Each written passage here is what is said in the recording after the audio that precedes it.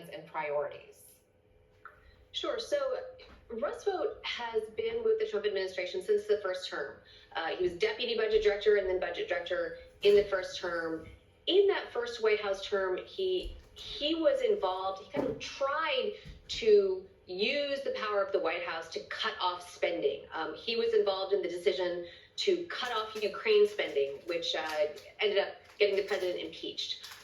To reroute money for building the wall, which ended up getting canceled. To try to fire employees kind of at will, thousands of federal employees. All of those were ideas that he really embraced, that he wanted the president to be able to do, that kind of fell apart. And he spent the 4 years of the Biden administration kind of relentlessly working. He started his own think tank. He worked with Project 2025 on this project of how can the president do these things and have them stick?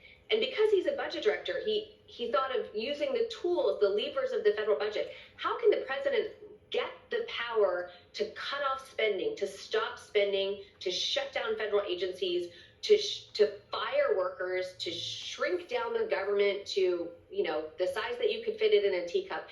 He has spent all this time really working, researching, planning, mapping, strategizing this in a deeply disciplined and focused way. And why is he so set on shrinking the federal government? Where does that even come from? Yeah, I mean, he's a conservative. He grew up in a very Christian home. He's deeply religious. He went to an evangelical Christian college, Wheaton College in Illinois. His first job in Washington was with Republican Senator Phil Gramm, who was sort of known as the most unloved man in Washington for his efforts to cut the budget. I think he's talked about how he felt like for his parents, he grew up in a blue collar family. His parents were a teacher and electrician. That the burden of paying for federal government really dragged them down. He's also talked about his interpretation of the Constitution. He calls himself a radical constitutionalist who thinks the founding fathers wouldn't recognize agencies like the Federal Reserve. So I think he really is a true believer. He thinks that, the administrative state is not recognized by the Constitution, and he says it's infected by, federal workers who are woke and weaponized and sort of liberal leaning and aren't accountable to the president and to voters. So he comes at this from a place of kind of a true believer who has been working on this, realizing this, executing this for about 20 years.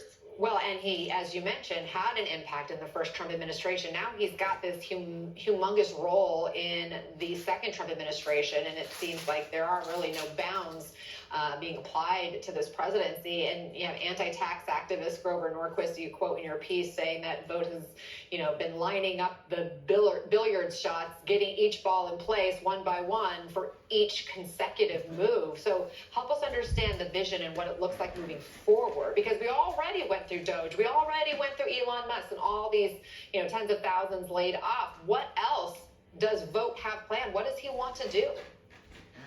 Vought is in a lot of ways the anti-Musk. Musk kind of parachuted into Washington with so much chaos, so much haphazard action. Vought has a really clear roadmap, a really clear plan. And his ultimate end game is to continue to do these cuts, but he is orchestrating, essentially setting up a showdown in the Supreme Court.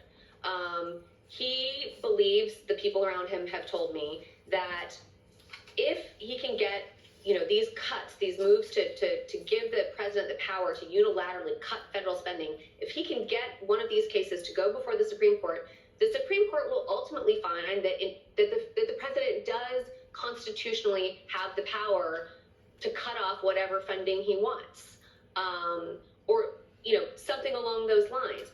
And if that happens, if that end game plays out in that way, then that really just reshapes the presidency and gives this president the power to really just cut down the government and legally. Well, Coral Davenport, you have such good deep dive reporting on the New York Times. Thanks for sharing some of it with us and helping us understand the influences right now of the president as we're charting this moment, charting forward. Coming up next.